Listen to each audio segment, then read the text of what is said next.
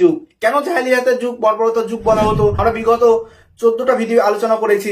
আজ 15তম পর্বে আপনাদেরকে দেখালাম ইসলামের সত্য দাওয়াতকে প্রত্যাখ্যান করার জন্য এই সকল মূলনীতিগুলো তারা অনুসরণ করতেন।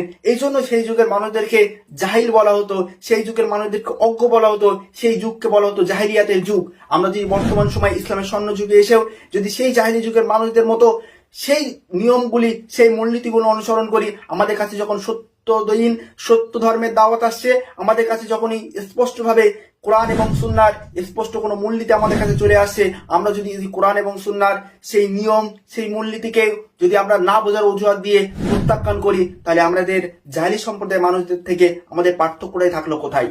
আমরা বর্তমান সময়ে এসেও যেন জাহিলি সম্প্রদায়ের মানুষদের এই মূলনীতি থেকে বেঁচে থাকতে পারি। আল্লাহ সুবহানাহু ওয়া তাআলা আমাদের সকলকে যেন জাহিলিয়াতের যুগ, বর্বরতার যুগ, জাহিল মানুষদেরকে মূলনীতিগুলো অনুসরণ করা থেকে বিরত